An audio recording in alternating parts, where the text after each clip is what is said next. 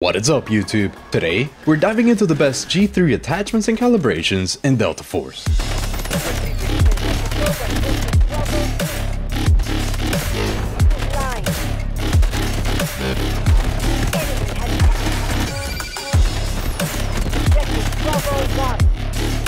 The G3 battle rifle fires at 533 rounds per minute and deals 26 damage per shot, giving it a 338 millisecond time to kill at its most optimal 42 meter range. That might not sound crazy on paper, but the G3 has one of the best headshot multipliers in the game. A single headshot and 2 body shots drops the time to kill to 225 milliseconds, and if you land 2 headshots in a row, it drops all the way to 113 milliseconds. If you're landing headshots, this thing hits hard. The magazine size is bumped up from 20 to 30 rounds, giving you a lot more breathing room in fights. Muzzle velocity is slightly reduced from 330 meters per second to 608 meters per second, but that lets us calibrate the weapon for better handling without hurting important stats. This setup that I have for you today massively improves control, making it easy to manage the G3's recoil. Stability is also boosted to reduce the visual recoil, allowing you to stay on target easier as you control the actual recoil. And the handling stays quick enough that you can respond to enemies quickly while strafing as you shoot. With this build, the G3 becomes a reliable mid-range rifle that rewards headshots and feels way easier to use than the stock version. With all of that said, let's get into the attachments. First, we begin with a G3 that has nothing on it, of course. Going from the front to the back, starting off with the barrel, we go for the G3 Guard standard barrel combo. This increases our damage fall off range by 2 meters at every single step and gives us +5 control, which is going to be really useful because it shows up as vertical recoil and horizontal recoil mitigation along with a little bit of firing stability, which is going to be useful. It also gives us 3 more slots to put stuff on, which is going to be really nice to have. Then for the muzzle, because of the amount of recoil that this thing has, we pretty much need one of these Sandstorm vertical compensators, which also helps with our vertical firing stability and camera stability. It also doesn't have that much horizontal recoil anyways. As you can see, it's just a little jagged, but it's nothing too crazy. This is almost just a straight line. Therefore, the Sandstorm vertical compensator for this one. Then on the foregrip, the staple, the X25U angled combat grip. This gives us a whole bunch of vertical and horizontal control while hurting our handling and stability, but just by a tiny little bit. So if we look at the control tab here, you can see how much better it really becomes, so let's just put it on. It'll be really useful. Now for every single one of these rails, the best one to put on here is the Ranger handguard panel. So there's one on the left rail, let's put one on the right rail here, then on the left patch and the right patch, both of them, so that you can have every single slot filled up with a handguard panel here. That gave us +4 points on control, and they do show up in the way of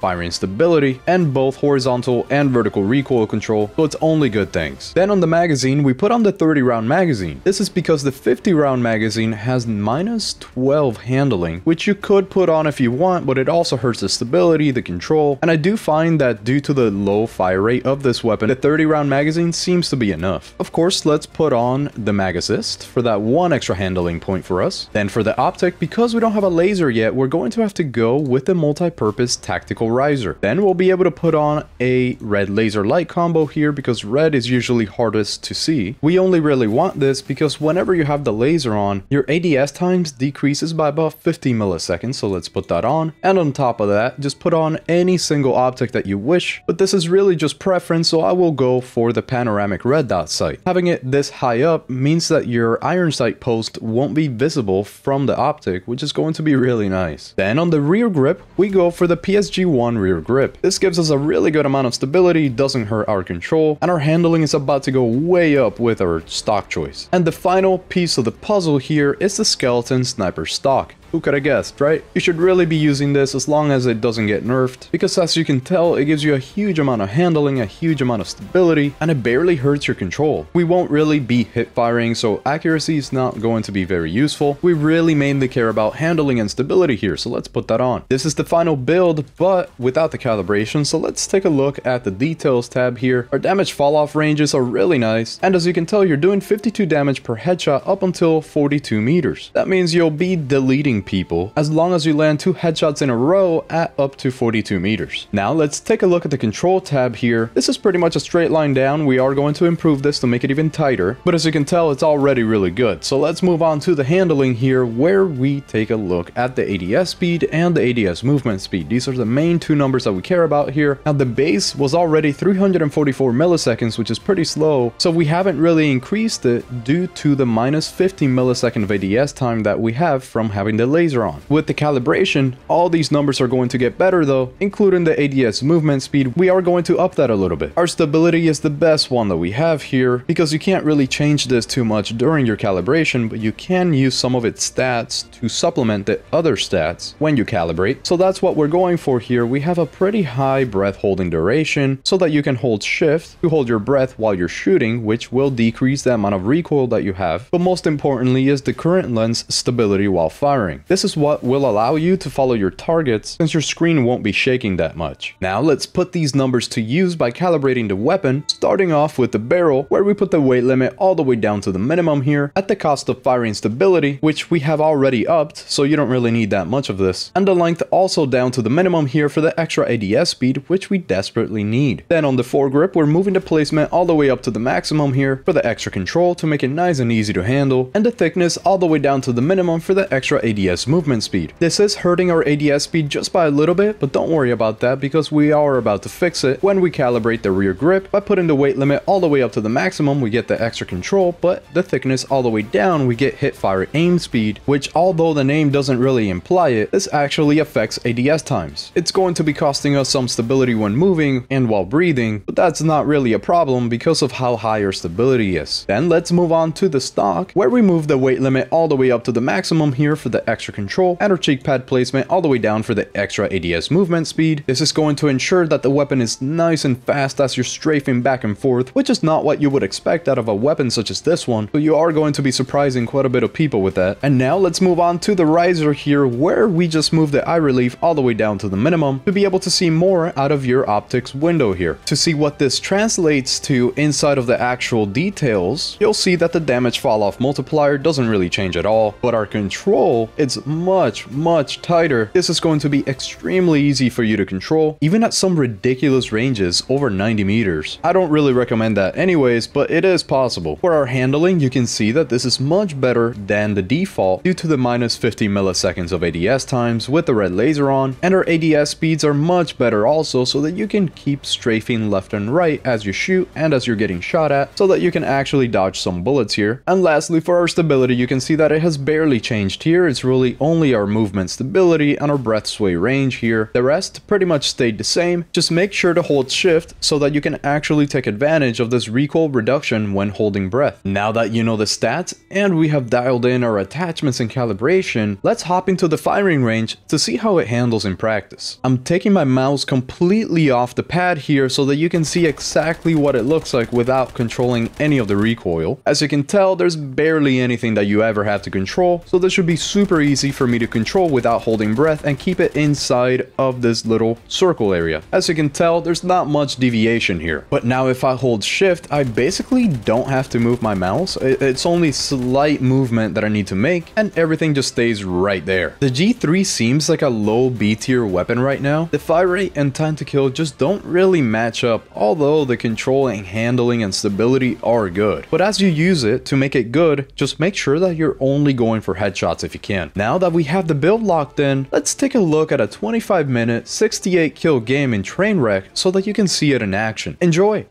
We've joined the match here in Trainwreck today with the G3, playing as Uluru for our engineer of choice. What the?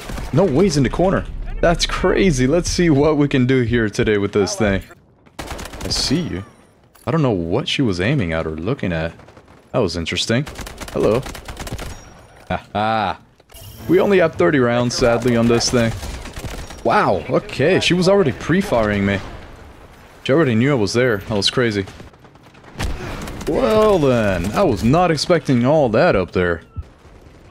So I was saying about the magazine size, before I got rudely interrupted twice, the reason why we have that 30 round magazine, it's really because the other ones hurt the weapon way too much, just to get a few more rounds. which are not gonna affect you that much because this weapon doesn't really have a high fire rate. What are we doing here? Get you first, and then... I really thought that was an ATV. I gotta back up here for a second. I need to take cover. Whoa, that's an enemy. And barbed wire, too. Don't see anybody else to the right. I think we're good. I see you. Good, good, good. We're doing 26 damage per shot. And we do have a 533 round per minute fire rate. Oh my god, I'm gonna die here. Yes, good. Do they know? Oh, that's somebody else. They have an idea, I think. I see. Yep, there's too many of them. No way. Thank you, teammate. I only have 2 rounds, though. I gotta reload. Hopefully I stay alive during it. Yep, okay. Who's this? Why are you shooting at me from that far? Know what I'm gonna do? Oh, no way I have to reload. Come on, reload. There we go. Alright, well, somebody else got her in the meantime. That combination of 26 damage with 533 rounds per minute for the fire rate really gives us a time to kill of around 338 milliseconds, which is pretty good, but it's not really the best. Look at this guy at this type of range here. One more shot. There we go. 145. Did I just get run over? Yeah, I did. Somebody's behind me, isn't it? Okay, good. Glad he missed. He missed that much. Somebody right around here. Oh, no way. He's got that. That active defense system thing is just way too good. There we go. Hopefully I can grab this. Come on, come on, come on. Let me hit him one more time. Where is he? There we go. Yes, that vehicle was doing way too much on the enemy team. Glad we got him. Might be able to get this point now. Oh, I see you too. Oh, never mind. We got that too. Good job, team. Hello. Haha. He thought he could run away. We do have a 608 meters per second muzzle velocity, which is pretty good for those types of scenarios, and as you can tell from 78 meters, it's still really easy to get headshots. Oh no. Come on. Okay, I'm already hitting it while it's in the air, which is good, because they're gonna get on it immediately, pretty much. What the... Dude, I live? That's crazy that she missed that much. She probably was using her pistol. We do have some really high stability on this gun. It's kind of the whole point here. That's kind of what I was going for. Because it's a lot easier to hold your breath and control it when you have more stability to last for longer. She almost got me. So glad she didn't, though. Very good.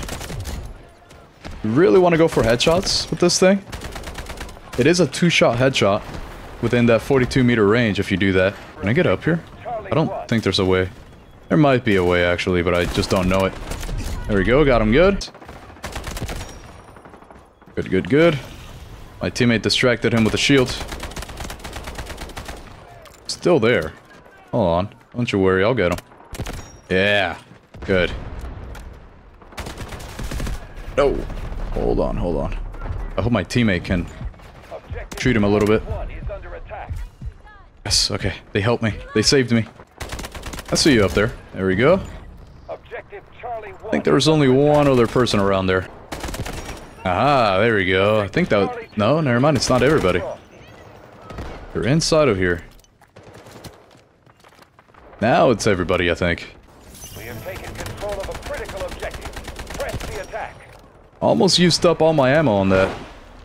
Should really aim a little bit better. See if we can destroy that real quick. Yeah, if I don't pay attention, I'm gonna die from the side, so never mind about destroying that thing. Hello. Almost got me. Not gonna lie. Oh, I see you.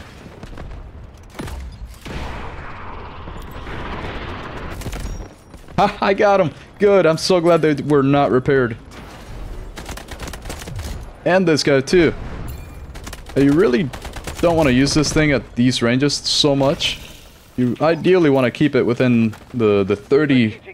Above 30 but below 90. And that is in meters, of course. Hello. You're gonna back up at all? Yep, there we go. There's so many vehicles today. I wonder what's going on here. I gotta wait for that guy to miss it to go, and then I can do it myself. You really don't want to be too close with this thing, so I'm gonna try to stay a bit on the outskirts here. You only got 3 kills with that. See if I can do any better than that. Gotta be right around here, am I correct? I don't know, I guess we'll find out. No way you're trying to fight me at that range. I wonder what gun he was using. Let's use this in the meantime too. Got a missile and one of these. Haha. What the hell? How'd they know?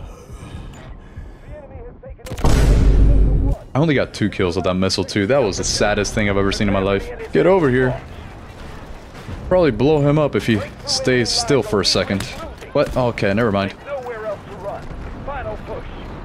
How about now? There we go. Yes, that was a good ending right there. That's the G3. What a nice little match here. Not the most action-packed, but we did get 64 kills on the G3. It's a really good weapon whenever you use it from medium to long ranges. Just anywhere below 90 meters, but above that 35-meter range. Let me know in the comments down below if you have any changes that you would make to this thing. Leave a like if you enjoyed this video, and I will see you on the next one. I will out.